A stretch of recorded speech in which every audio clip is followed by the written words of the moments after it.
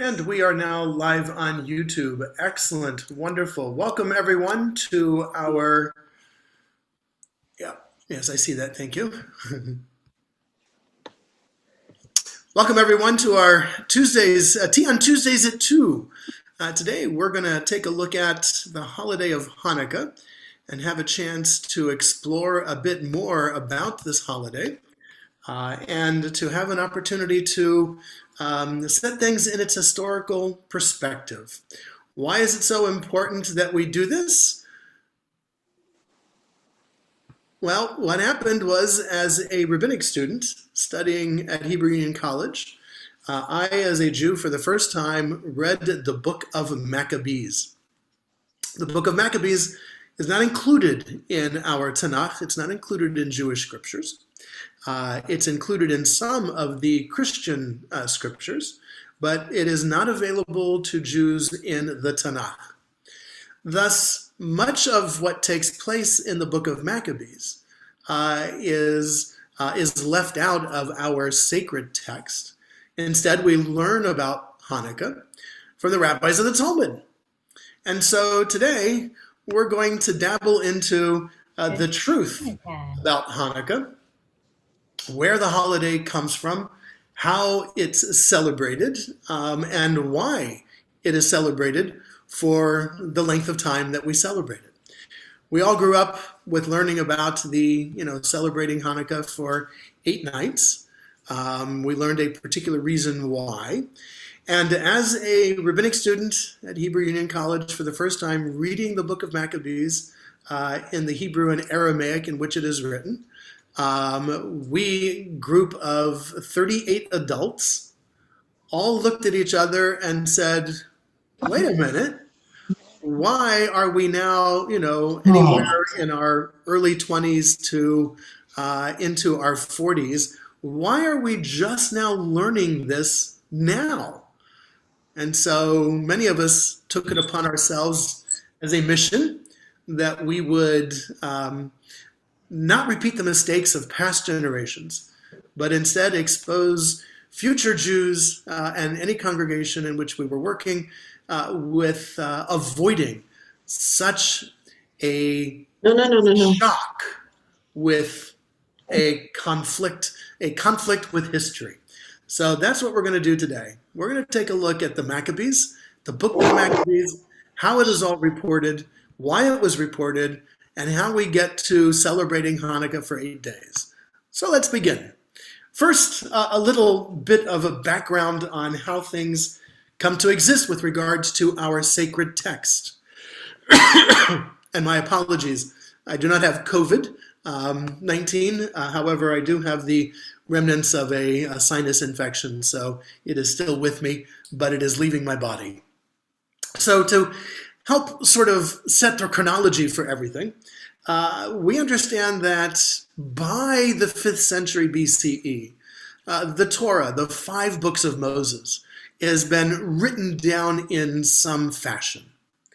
That by the 4th century, about 100 years later, we have collected the prophets, most of the prophets that are going to be included in our sacred text. And that by the time we get to the 2nd century BCE, the writings, the section of our scriptures known as the writings, Proverbs and Psalms and Song of Songs, those materials, Chronicles, those things have likewise been sort of coalesced together in some fashion. Now, either those things all existed by the time we get to the 2nd century BCE, and is then reaffirmed in 90 CE.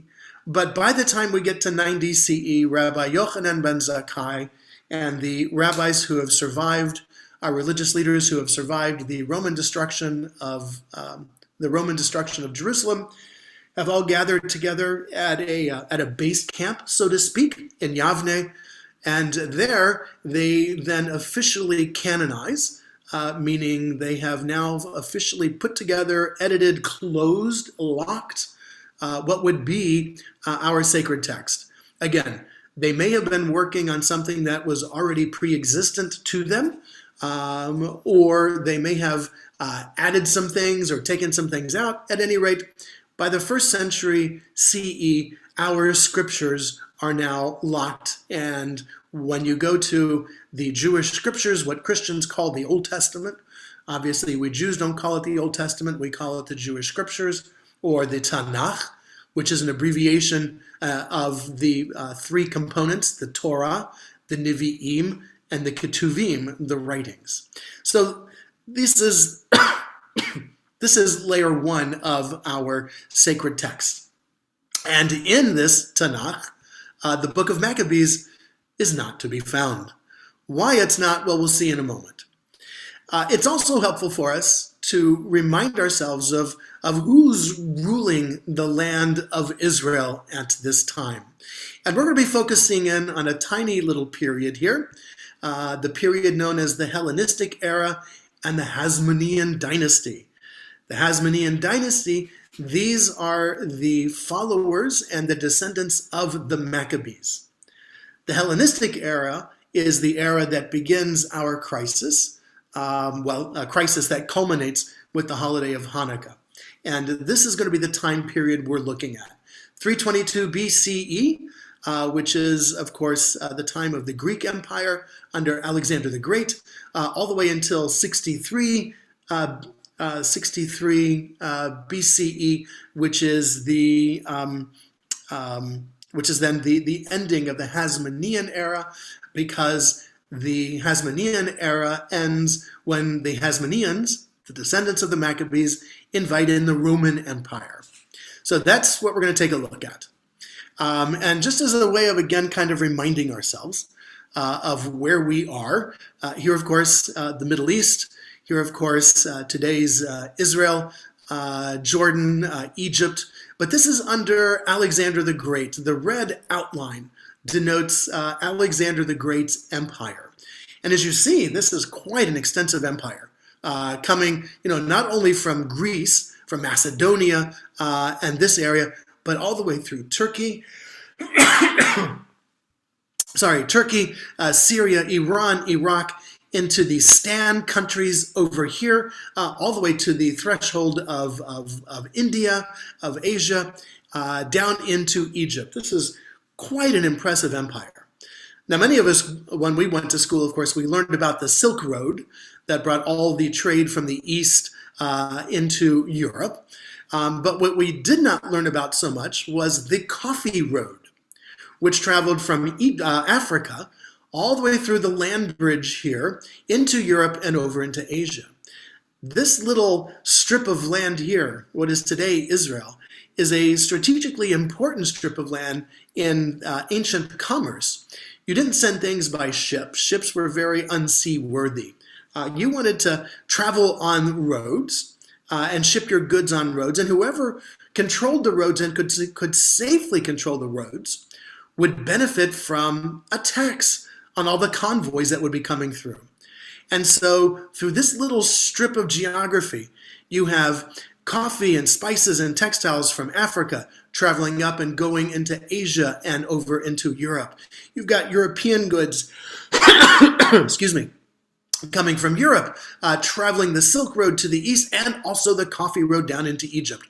And likewise, the materials from the east traveling all through here. So this was strategically for trade a very important area, which is why the Greeks liked it, which is why the Romans liked it even better. Here again, just to give you a big picture of this empire, you think of the countries that were united at this time. And what Alexander the Great did was rather amazing, in that normally when empires would come in, the Babylonian Empire, the Persian Empire, and others, there would be a forced conversion to the religion or the worshiping of the gods of those empires. Now, the Greeks, of course, worshipped many gods, but the interesting thing is that Alexander did not impose a theology upon the people of the Greek Empire. He was too busy expanding the Greek Empire and fighting the Greek Empire, and maybe if he had lived, he may have come back to that. But in the initial days, it was, hey, you worship your gods, I'll worship my gods, but I don't care about that. Which is really an incredible, bold step for the emperor, because people were allowed to maintain many of their cultural distinctiveness. And that's usually something that empires wanted to get rid of. You're part of the empire now, you're part of the Greek Empire, and you're going to do things our way. That wasn't what Alexander the Great set out to do originally. Again, maybe his intention was later, we'll get back to that, but in the meantime, he grew his empire. So our timeline, of course, roughly 333 BCE, this is when Alexander the Great enters into Judea. Again, this is the territory, the landed territory of the southern part of Israel, from, let's just say, just north of Jerusalem and south. The northern kingdom, the kingdom known as Israel, had been subsumed, absorbed, assimilated into the peoples of the north. And so Judea and the territory of Judea was an autonomous, Jewishly governed area at this time. Alexander the Great, of course, doesn't live long enough. And when he dies, his generals carve up what was the great Greek Empire. And so we're going to be focusing on two particular former generals and their descendants. Ptolemy, who's ruling from Egypt and this part, the red area, and Seleucid, who's up here in Syria area, today's modern Syria. And these two competing generals are going to be fighting for territory back and forth for several decades.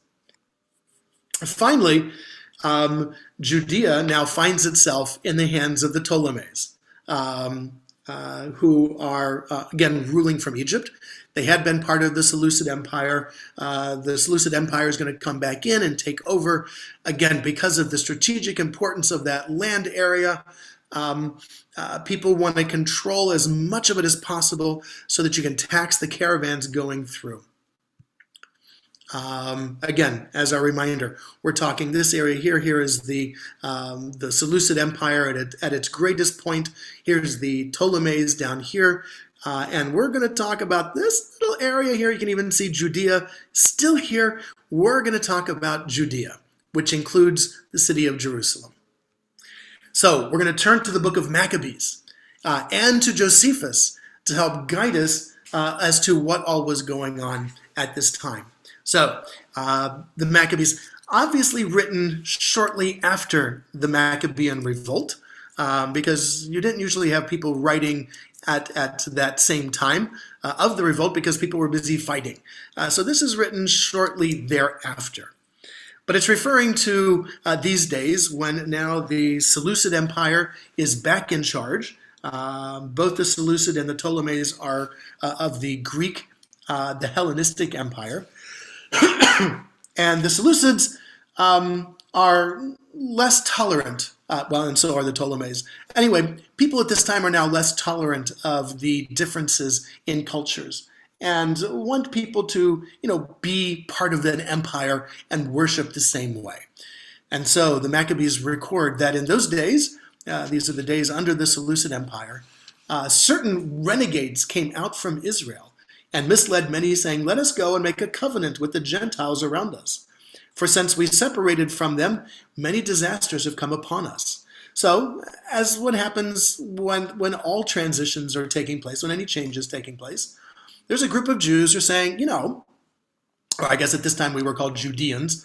There are a group of Judeans who are saying, look, we've been, sort of on this yo-yo between the Ptolemies and the Seleucids now for the last several years and decades.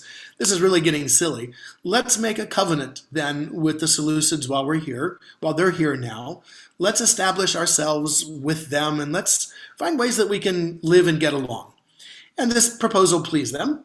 And many of the Judeans eagerly went to the king, who authorized them to observe the ordinances of the Gentiles. So they built a gymnasium in Jerusalem, according to the Gentile custom, and removed the marks of circumcision and abandoned the Holy Covenant, and they joined with the Gentiles and sold themselves to do evil. Obviously, as far as the Maccabees are concerned, since they are the victors of the revolt and they're doing the writing, what was taking place in this process of assimilation was evil. But it's important to note that during this time, so a gymnasium is built. Let us reflect for a moment on the gymnasium of this time period. The Olympics were an all-male event, and the all-male event was done en natural, in your birthday suit. And so this was, if you were athletic, if you wanted to compete in that kind of environment, that's how you competed. Well, you have the Greeks who did not circumcise, and you have the Jews who did circumcise. And so it was very easy to tell who were Greek and who were Jews. And if you were a particularly good Jewish athlete and wanted to compete, you might not have been allowed to because, well, it's obvious you're Jewish. Or you just didn't like people looking at you funny and pointing at your penis and going, what the hell's wrong with you? And so at this time, and this is before general anesthetics, we've got to remember this. Jews, male Jews, were willing to undergo what had to be an absolutely excruciating procedure of making incisions in the penis so that the skin would begin to grow over and try to hide the mark of circumcision. I can only imagine the pain. Fortunately, we do our circumcisions at the age of 8 days. I don't remember mine. My sons don't remember theirs. I'm happy to say, and it's over with in a matter of seconds for all of us, excuse me, who have been there. And so this is the degree to which the Jews in Jerusalem, or many of the Jews in Jerusalem, were willing to go to participate even more fully in this Hellenistic lifestyle. Not only were there the gymnasium and the competitions, but there was also the bathhouses. And it was in the bathhouses that business deals were made. And so let's say I'm not a Jewish athlete, but I'm running a business, and I'm going to want to make some business deals. Well, those business deals were done in the bathhouses. Once again, en natural. So it's easy to see who the Jews are and who the Greeks are. And maybe I'm a Greek who doesn't want to do business with a Jew.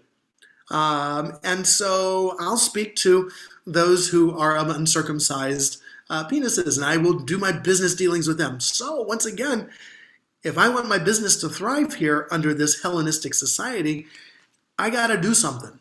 And that they did, and that this is recorded, is mind-boggling at a time when there isn't general anesthetics.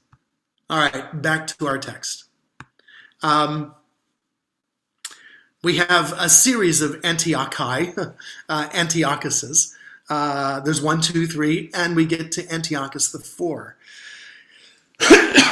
Antiochus the Fourth becomes the most vehemently anti-Jewish and perhaps anti-Semitic, although he's really just anti-Jewish. At this point in time, he has illusions of grandeurs of wanting to take over the Ptolemy Empire, of actually spreading his empire all the way down into Egypt. And here are these Judeans on his western front, and they have different customs, and so this is not good.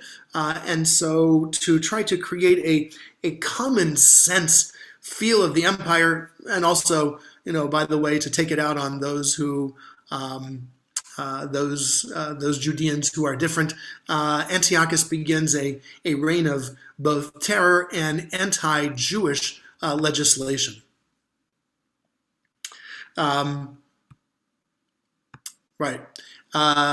When King Seleucus dies, Antiochus becomes the emperor. Obviously, we've got Antiochus 1, 2, 3. Antiochus 4 is the one we're dealing with. He becomes king. Jason, the brother of Onias, becomes the high priest by corrupt means. This we saw when we looked at the Sadducees and the Pharisees. So Jason becomes the high priest by purchasing it. The one thing that the empires did realize is that, the best way to control the people is to control the religion. And so if we have in place a high priest who is, who could be our puppet, we have a greater opportunity of controlling these Judeans. And so he comes up with the biggest amount of money, and there he is. Meanwhile, and Jason is, very lenient. So a number of pagan rituals have already worked their way into Jewish life in Jerusalem, including, not including this gymnasium, which is next to the temple. And so the athletic events would have been held on Shabbat to draw the people to the athletic events rather than the animal sacrifices. What would you rather go see? A bunch of animals being slaughtered or a bunch of naked guys wrestling around? All right, so there you go. Some competition is going on. We now have Jason has been disposed by Menelaus. I mean, Game of Thrones has nothing on what was taking place with the priesthood in Jerusalem at this time. And thus, in 172, things really begin to fall apart for the Jews. Antiochus, the Maccabees report, returned in the year 140th, this is 168, and decides to go up against Israel. He came into Jerusalem with a strong force, entered the sanctuary, took the golden altar, the lampstand, this is the menorah, and the utensils, the table, all of the items in the synagogue he takes with them. He shed much blood and spoke with great arrogance. The king then wrote to the whole kingdom that all should be one people, and they should all give up their particular customs. All the Gentiles accepted the command of the king, and many from Israel gladly adopted his religion, sacrificing to idols and profaning the Sabbath. Okay, so now in Jerusalem, the place where, the sacred place for Judaism has now been Hellenized by Antiochus, including, and the orders go on to include, profane, to not observe the Sabbath. There'll be no reading of the Torah, none of these kinds of things. And by the way, don't circumcise your sons. And whoever does not obey this commandment will die. So the Jews who stayed in Jerusalem had really, for the most part, assimilated. Those who wanted to continue practicing Judaism as in accordance with their ancestors, they had left Jerusalem. They went out to the hills, to the village. Jerusalem is lost. The priesthood is lost. We will go and we will do what we know Judaism to be outside of Jerusalem. And so many people forsook the law and joined them and did evil in the land. And others, the Maccabees tell us, drove Israel into hiding. Wherever they could find a place, they did. Again, as we just saw, the temple has been desecrated. Indeed, it really gets particularly gross. The books of the law, our Torah, is torn to pieces and burned with fire. And anyone who's found possessing a Torah or adhering to his laws is going to be killed and executed. This, of course, conjures up images of our own modern horrific experience with those who hated Jews and Judaism, with the Nazis. I mean, this page right here, this could have been written about Kristallnacht or any of the atrocities that will later take place against the Jews. Our Torah scrolls were torn. They were burned. This wasn't anything new. We'd lived through it already, 168 BCE. They kept using violence against Israel and those who were found month after month in the towns. On the 25th day of the month of Kislev, they offered sacrifice on the altar that was on top of the burnt offering. And according to the decree, they put to death the women who had their children circumcised and their families, and those who circumcised them, and they hung the infants from their mothers' necks. Even equally as barbaric as anything the Nazis did. Antiochus and his troops, if they found people who had circumcised children, they just killed them on the spot. They desecrated the temple. They offered unclean animals on the holy altar and those things. During this time, there lived Mattathias, yay, and his family. He is of a priestly family and had settled in Modi'in. He had five sons. There was, and note the names. There was John, who was Gadi. There was Simon, who was Thasi. There was Judas, who is known as Maccabeus. This is obviously an editorial comment added into the book of Maccabees, because the Maccabees were not known as the Maccabees at the beginning. Mattathias didn't call himself a Maccabee. Indeed, Mattathias says, "Why was I born to see this, the ruin of my people, the ruin of my holy city, and to live there where, when it was given over to the enemy, the sanctuary given over to aliens." Again, these foreign peoples. Where is Modi'in? Well, here's Jerusalem. Modi'in's about 10, 15 miles west and a little bit north of Jerusalem. Obviously now, this is a modern map, by the way, there's a lot of little towns and villages along the way. But back in those days, it wasn't. This is the foothills that lead up into Jerusalem. And as you can see, there's only a few places there. It's kind of hard to build a village on the side of a hill or on the foothills. Modi'in is just where the hills begin. It's a beautiful modern city, by the way, and you can travel there today. And this is where the Maccabees come from. This is where Mattathias is living. As a member of the priestly class, he would have known the rituals and thus would have been practicing them in Modi'in.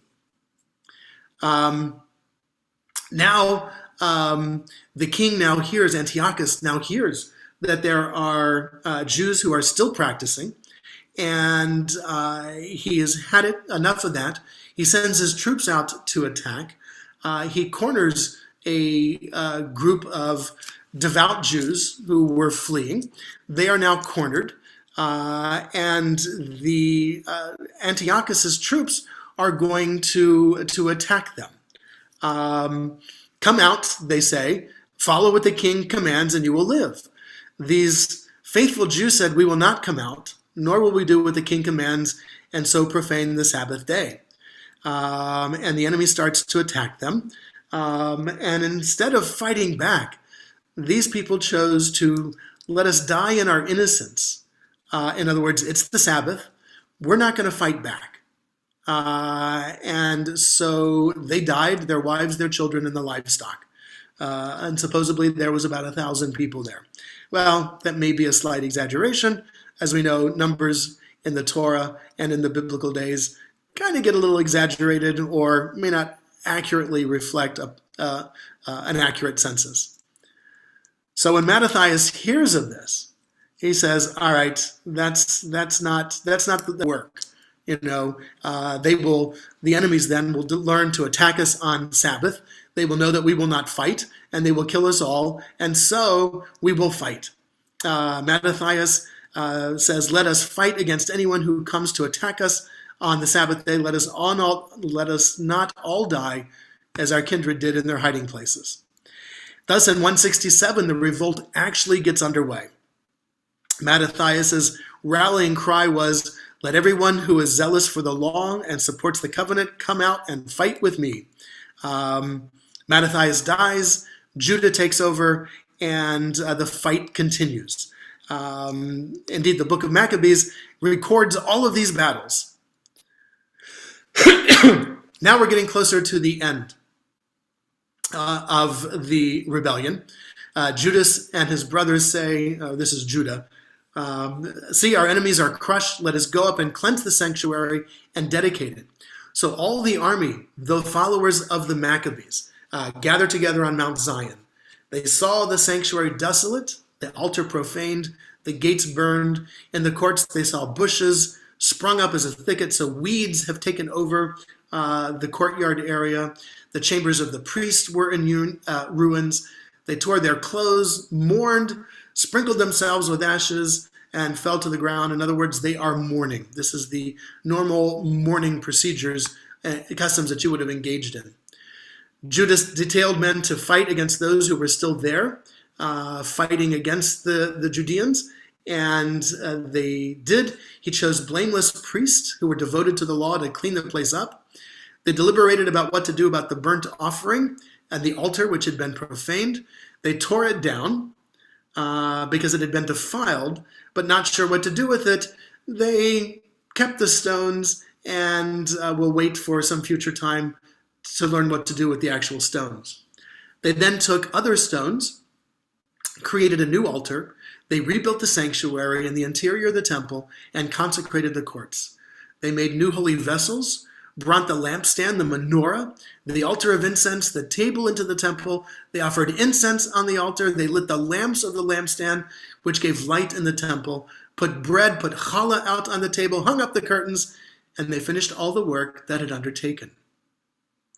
At this point, we rabbinic students, Jewish adults, spanning again the ages from 20 to 40, start to begin to go, wait a minute, there's something missing here. They've lit the lamps on the lampstand. How did they light the lamps on the lampstand? We continue reading. Early in the morning on the 25th day of the 9th month, the month of Kislev, the month in which we now find ourselves, by the way, in 148 year of their counting, this is 164 BCE, they offered burnt sacrifices on the new altar of burnt offerings at the very season and on the same day that the Gentiles, this is Antiochus and his troops, had profaned it. It was dedicated with songs, harps, lutes, cymbals. All the people fell on their faces and worshiped and blessed heaven, who had prospered them. In other words, the Maccabees won because God was fighting with them. They celebrated the dedication of the altar for 8 days and joyfully offered burnt offerings. They offered a sacrifice of well-being and thanksgiving. They decorated the front of the temple, golden crowns, small shields, restored the gates, the chambers of the priests, fitted them with doors. There was great joy among the people, and the disgrace brought by the Gentiles was removed. Wow, something is missing, right? Did you pick up on what's missing? The Maccabees report nothing at all about the oil. There is no miracle of oil reported in the book of Maccabees. Indeed, when you read the book of Maccabees, it is very much like reading Lord of the Rings. It's a book about all of the battles that take place between what become the Maccabees and the Greeks, and the deals that are made with some of the surrounding kings and with other kings, and indeed with bringing in the Roman Empire. It is a fascinating but difficult book to read because it's referring to all these places and these names of antiquities, but there it is. Indeed, in the first, and Maccabees is either 2 books or 4 books, depending upon how it has been published. In 1 Maccabees chapter 8, we have messengers being sent from the Maccabees, the Hasmoneans as they are known, to Rome to begin and initiate a dialogue with Rome for protection. Because the Hasmoneans know that, yes, we may have beat Antiochus back, but he's still there, and the Greeks are still hurting, and we got the Ptolemies over in Egypt. We need the backing of an empire if we're going to remain independent. In Book of Maccabees 2, which retells much of the fighting, but in greater detail, we read the following. They kept the 8 festival days with rejoicing in the manner of the Feast of Sukkot, remembering how, not long before, at the time of the Feast of Sukkot, they had been living in the mountains and caverns like wild beasts. Then carrying branches, leafy boughs, and palms, those are the 3 parts of the lulav. You have a palm branch, you have willow, and you have the myrtle branches. They offered praise to God. The etrog would not be in season now. This is December. It's wintertime, so the etrog is not available. And that's why they're doing it with just the palm branches, with just the branches. They offered praise to God, who had brought the cleansing of God's own holy place to a happy outcome, and they decreed by public edict, ratified by vote, that the whole Jewish nation would celebrate those same days every year. Once again, why 8 days? Here, the reason for the 8 days is because of Sukkot. Sukkot is an 8-day biblical festival. It is a Thanksgiving festival. If you want to show thanksgiving to God, you do it for 8 days. And the Maccabees, feeling that they won with God fighting on their side, they celebrated an 8-day festival of Thanksgiving. So let's take a look at what Josephus tells us. Now, Josephus is living and writing long after, well, not that long after, but, almost 100 years after the Maccabees. after the event, after the revolt. Rome is now in charge. And let's see what Josephus writes about the holiday of Hanukkah. Judas celebrated the festival of the restoration of the sacrifices of the temple for 8 days and omitted no sorts of pleasures thereon. He feasted upon, very rich and splendid sacrifices, honored God with the singing of hymns and psalms. They were so very glad at the revival of their customs. Josephus is kind of here writing a summary of the history of the Jewish people called Antiquities of the Jews. They were very glad for the revival of their customs, for they had unexpectedly regained the freedom of their worship, and they made it a law for posterity that they would keep the festival on account of the restoration of their temple worship for 8 days. And from that time to this, we celebrate this festival and call it lights. Well, that's what Josephus called it. We call it Hanukkah, which means dedication. I suppose the reason was because this liberty beyond our hopes appeared to us, and that thence was the name given to the festival. 8-day festival, no real reason why in Josephus. Again, just a quick reminder about how things get written down in our sacred text. The book of Maccabees is not included in our sacred text. Why is the book of Maccabees not included in our sacred text? Well, to better understand that, we have to kind of come to grips with where Hanukkah is next discussed, which is in our Talmud. And in our Talmud, the rabbis write, what is the reason for Hanukkah? Our rabbis taught, on the 25th day of Kislev, the days of Hanukkah begin, which are 8 on which lamentation for the dead and fasting are prohibited. So these are joyous days. You can't just, do normal morning rituals. From when the Greeks entered the Holy Temple, they defied all the oils therein. And when the Hasmonean dynasty prevailed against and defeated them, note the names, by the way. The rabbis of the Talmud do not call them Maccabees. They call them the Hasmoneans. They made search and found 1 cruse of oil, had the seal of the high priest. This is the story we're familiar with. A miracle was wrought therein, and the lamp was lit for 8 days. And that's why we do it with Hallel and Thanksgiving at this time. Well, why do the rabbis not include the military victory? Why do the rabbis focus on the oil? Why are the book of Maccabees not included in our Bible? Well, we're not exactly sure, but there can be some logical conclusions drawn. Once the temple is destroyed in the year 70, Judaism is facing an existential threat to its existence. As we saw with the Sadducees and the Pharisees, most of Jewish life, ritual Jewish life, was centered in the temple. And once that ritual life is now gone, what is left for the Jews? Well, fortunately, our Pharisees continue, and Judaism radically evolves.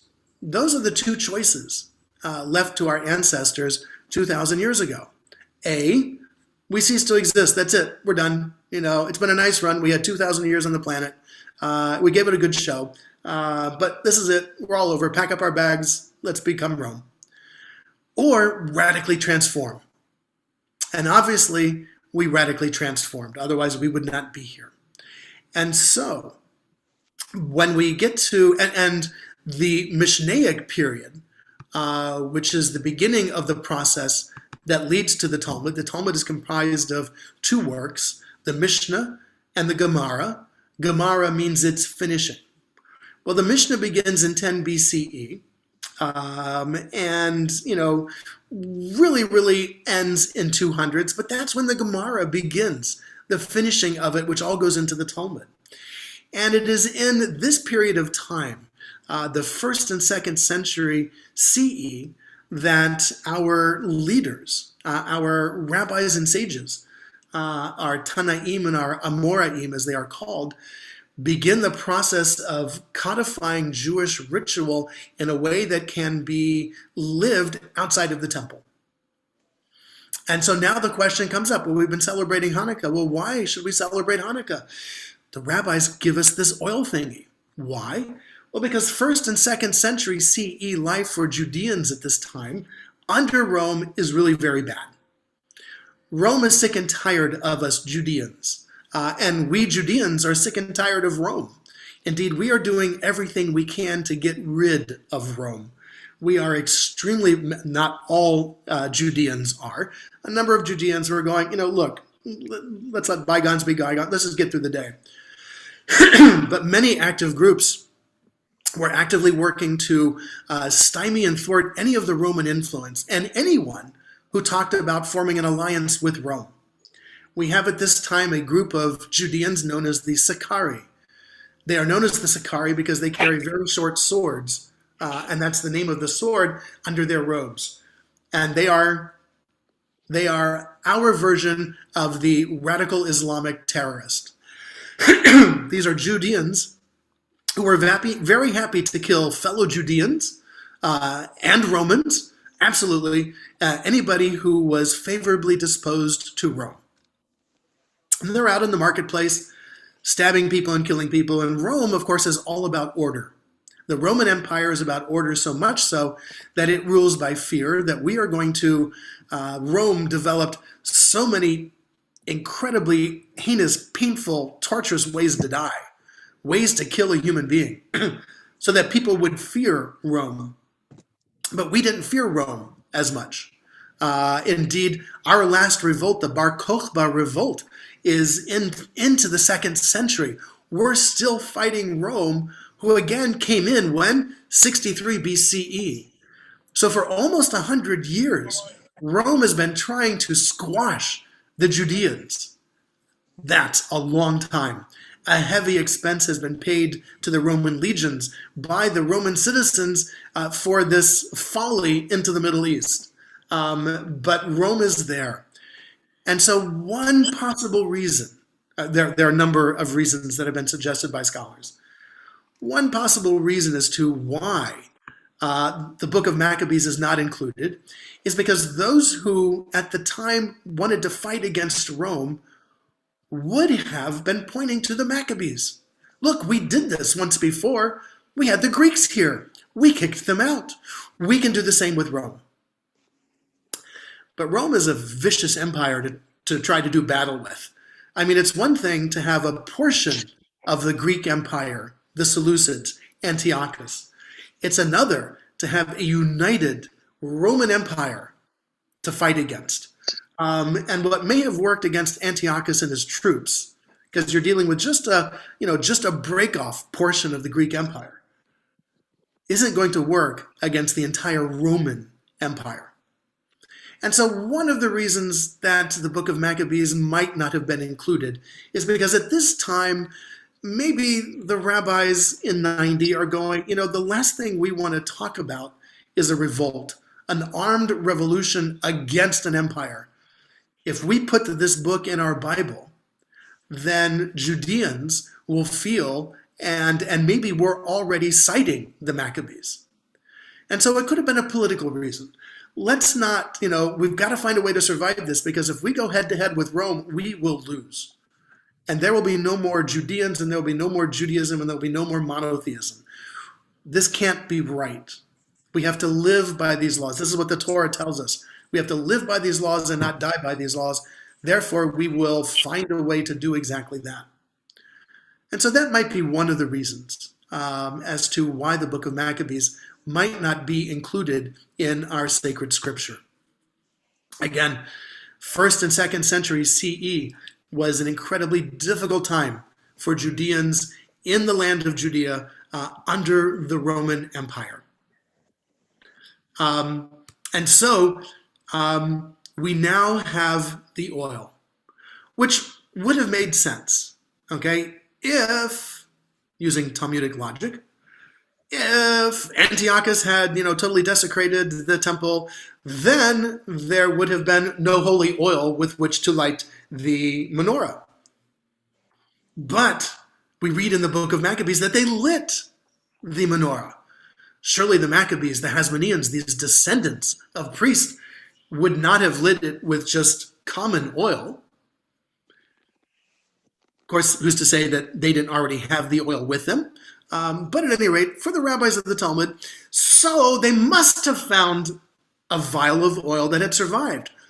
But if Antiochus had desecrated the entire temple, it couldn't have been a lot of oil, could it? No, it would have been one oil, which Nes Gadol Hayasham, a great miracle happened there. It burned for 8 days. And since the book of Maccabees is not included in the Jewish Bible, no Jews are going to read about the book of Maccabees. Instead, we are going to follow the rabbis of the Talmud who tell us it's because of the oil. But the rabbis of the Talmud go even further. They tell us that there are 4 different ways to celebrate Hanukkah. Dig these 4 different ways. For the rabbis, the minimum, the mitzvah of Hanukkah. Oh, and sorry, look at this. We have different spellings. Yeah, why is it CH? Why is it H? Because I cut and paste from different translations. What can I say? The mitzvah of Hanukkah is 1 light for a person and the household. So this is the minimum. As for the zealous, okay, so if you want to be, it wasn't known as Reform or Conservative or Orthodox in those days. It was the average, the zealous, or the extremely zealous. So if you're you want to be zealous about this, then it's 1 light for each member of the household. And if you fall into the category of being extremely zealous, then this is what you do. The house of Shammai says on the first day you light 8, and you count down, just like we do at the end of the year, just like we do for a space launch. Oh yeah, Susan, space launch. You count down for a space launch. Shammai says you count things down. Hillel says, don't be silly. You do 1 on the first day, 2 on the second day, because we count up, just like our ages, just like the grades in school, we count up. The higher the number, the better. So we're going to count up. There are then 4 different ways. If we had been living during this 1st, 2nd, 3rd, 4th, 5th century CE, we would have seen some houses had 1 light for each night of Hanukkah. That's it, 1 light. Some would have had 4 lights, 8 lights, 9 lights, 10 lights, however many people were in their household for each night of Hanukkah. Some, the extremely zealous, they would have started either with lighting 1 the first night, 2 the second night, 3 the third night, 4 the 4th night, or they would have started with 8 on the first night, 7 on the second night, 6 on the 3rd night, etc. 4 different ways of celebrating Hanukkah. So I think, first of all, the amazing thing is that Jews today follow the extremely zealous, even those who consider themselves to be the most secular Jews, follow the extremely zealous way of lighting a Chanukiah. Now here, our tradition does something really amazing. This comes about later, so we'll do this. Ta-da! I've got my little Chanukiah. Oh, sorry, let's do this. Ta-da! I've got my Chanukiah here. On the first night, it's easy because you only got 1 candle plus the shamas. On the second night, we put in 2 candles. On the 3rd night, we put in 3 candles. But how do we light them? We light them going backwards. We light the 3rd night first, the 2nd night second, and then the 1st night last. We put them in according to Hillel, who said you start with 1, then you go 2, then you go 3, etc. But we light them according to Shammai, who said you start with 8 and go down. This is the beauty of Jewish tradition, which always tries to find ways to compromise, to create something beautiful by taking 2 seemingly divergent and different ways of doing something, but merging them together in one. And it's done with the holiday of Hanukkah. Hanukkah is this seam where our rabbis retool Judaism to save Judaism, because going head to head with the Roman Empire wasn't going to work. And they knew that. A word about the Maccabee. Where does Maccabee come from? Well, it is believed that, again, dealing with Mattathias, this is a fight for religious freedom. And in our liturgy is a phrase, Mi chamocha ba'elim Adonai, who is like Adonai amongst the gods. We say this twice a day, in the morning and in the evening. Mi chamocha, who is like our God? Who is like Adonai amongst the gods? This may have become the battle cry as well of the Maccabees, which, if you take the first letter of each of the words in Mi Kamocha Ba'alim Adonai, you get the Hebrew word Maccabee. So Maccabee really refers to this phrase, which again was a phrase of religious freedom with which the Maccabees were engaged in. They were engaged in the first recorded battle for religious freedom. Antiochus said, you can't be Jewish anymore. You cannot worship according to Jewish custom. You can't do Jewish things anymore. And the people of Jerusalem, for the most part, had assimilated. It was the villagers, and the villagers in particular of Modi'in, it was in the village that said, yeah, no, not on my watch. We're not going to do that. We are going to fight you, and God will fight with us, and we will win. So there we have it. What really happened? Well, it'd be nice if we had a time machine, but then we would probably all be very disappointed if we could go back and actually observe this. It was probably less dramatic than what our writings have led us to believe. However, one thing seems to be certain. The Maccabees never record a miracle of the oil, which, if it had occurred, seems to me and other scholars that this would have been perhaps at least some sort of a notation in the book of Maccabees. You know, a strange thing happened the other day. We didn't have to refill the menorah. It stayed lit. We didn't have to do anything. Some sort of reference. There's no reference in the book of Maccabees to any miraculous event associated with the lighting of the menorah. Josephus, 100 years later, likewise, does not record anything at all about a miracle of the oil.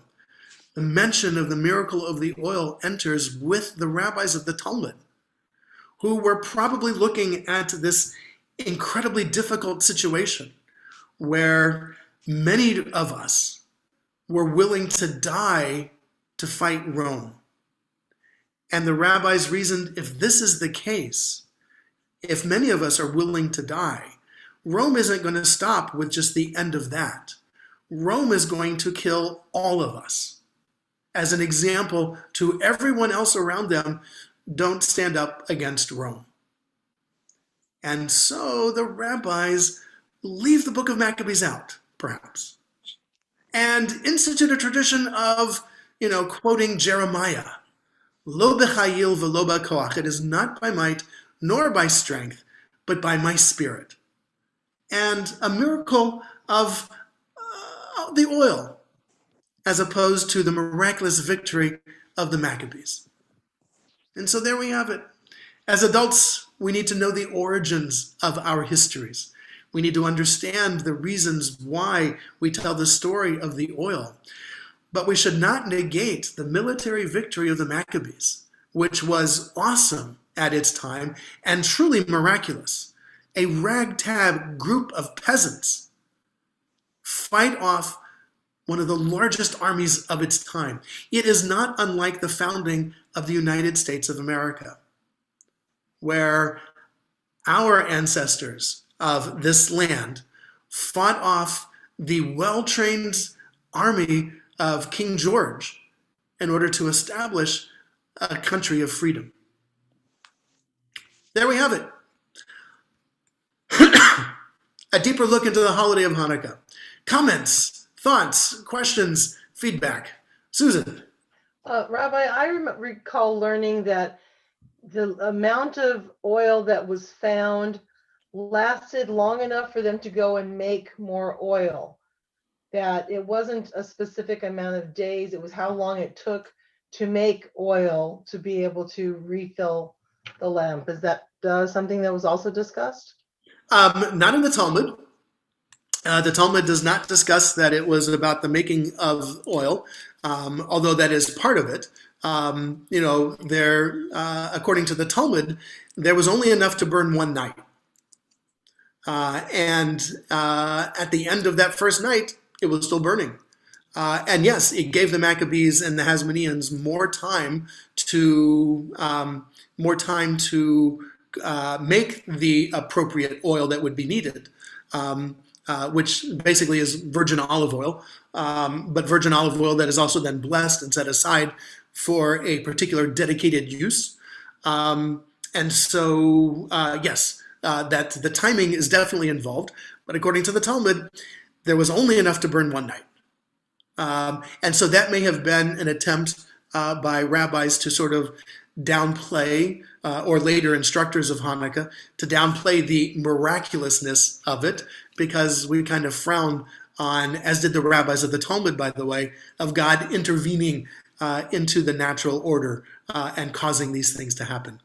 So thank you. Yes. But according to the rabbis, only enough to burn for one night. Rabbi? Yes. When did our teachings stop the oil and start the other way? I mean, like, look, I'm 88. When I grew up, it was oil. Yep. You know, when I discovered it wasn't oil at one of our lunch and learn sessions. But when did the actual transition from oil and no oil come about for us to learn? So the transition to the oil comes about with the Talmud.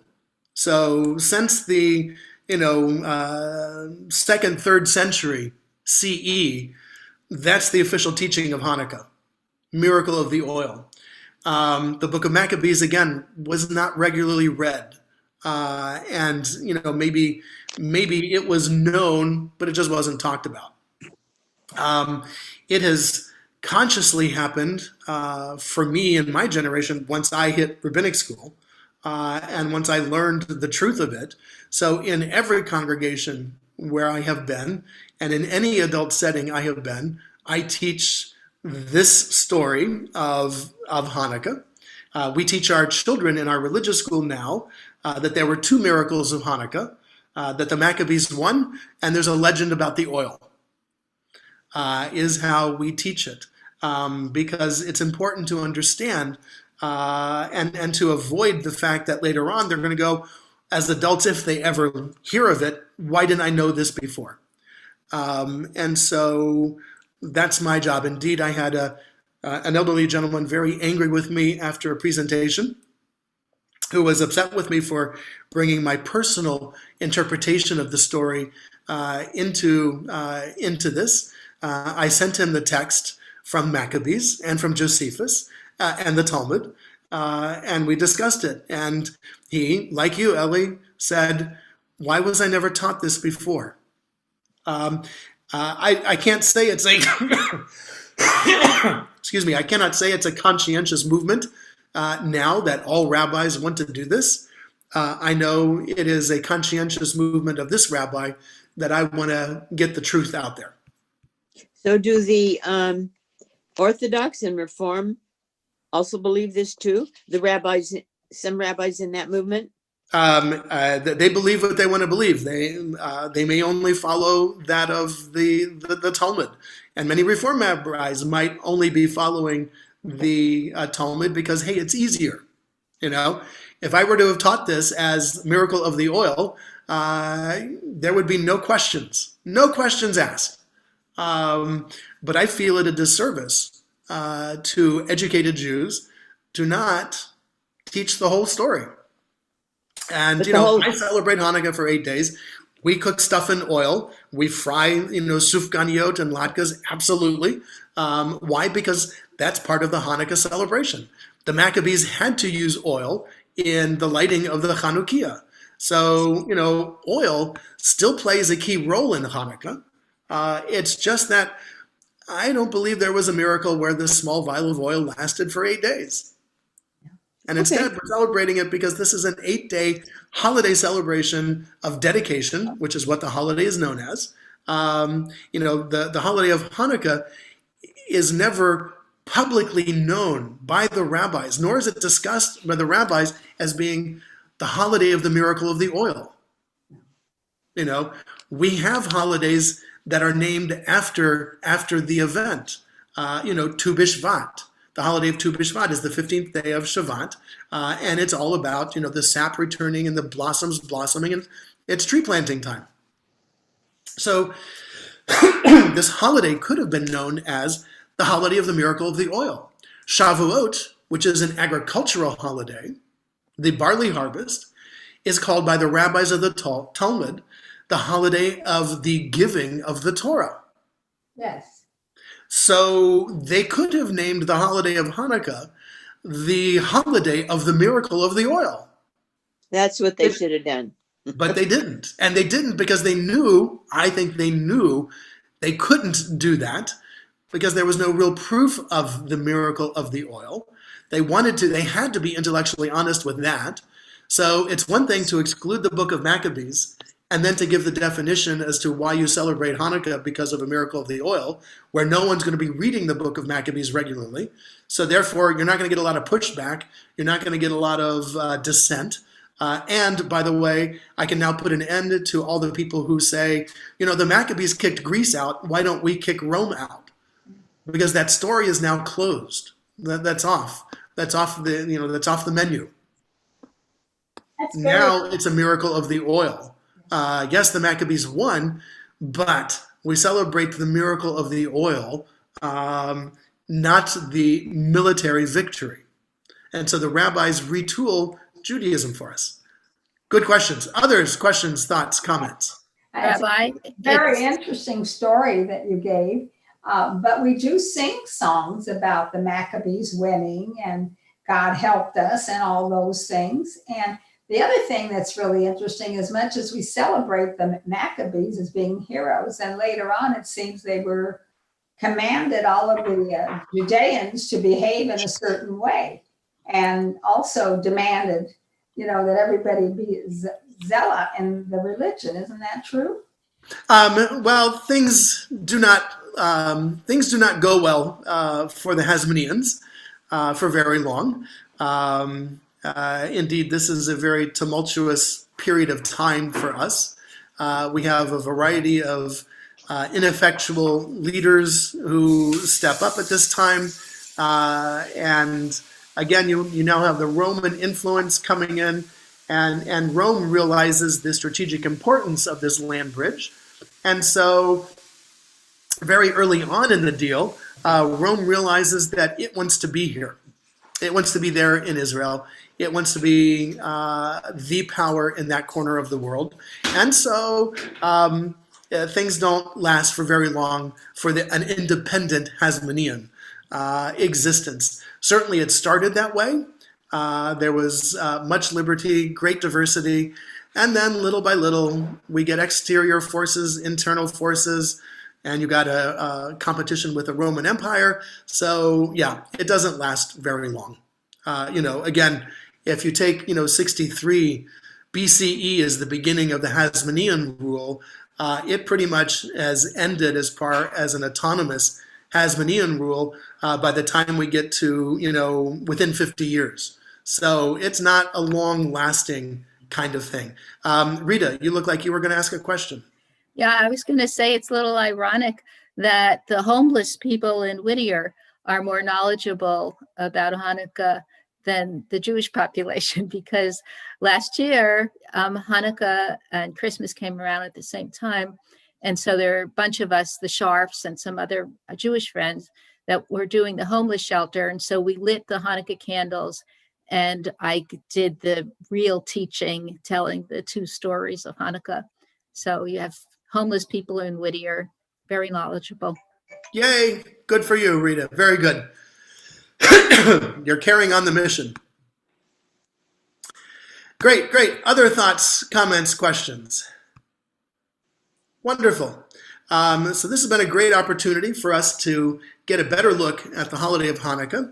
It begins Thursday evening. We will light up our Chanukiot beginning on Thursday and have a chance to celebrate our holiday. Again, the Hebrew word Chanukah means dedication. We will celebrate our holiday of Hanukkah with all of the fanfare that it deserves, including such wonderful things as, of course, the menorah in the temple only had spots for 7 candles. As you see here on the Titus Ark, this relief of the soldiers bringing back to Rome the spoil of the temple.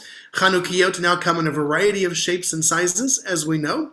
We'll play the game of dreidel, and you can always tell where the dreidel was made. Well, they may all be made in China nowadays, but where they were shipped to. If your dreidel has nun, gimel, hey, and shin, then this was made for use outside the land of Israel. If your dreidel contains nesga, nun, gimel, hey, pei, it was made for use in the land of Israel. And to play the dreidel, you spin, of course. The nun means nothing. Gimel, you get it all. Hey, you win half. And shin, you have to put one in. Or maybe it's the pay, depending on where you're playing the game. And of course, Hanukkah would not be complete without sufganiyot, which now come in a variety of delectable styles. Lots of recipes are available. And of course, latkes, or levivot as they are known in Hebrew, potato pancakes made with either regular potatoes or sweet potatoes, or as we have learned from our Iron Chef latke, could be made from anything, apples, zucchini, you name it. So there we have our holiday of Hanukkah, celebrating the dedication, Chanukhat Habayit, the dedication of the temple by the Maccabees, and the reinstitution of Jewish rituals and the Jewish worship in the city of Jerusalem. With that, we will bring our tea on Tuesdays at 2 to a close. And I want to wish you all a very, very happy Hanukkah. Same to you.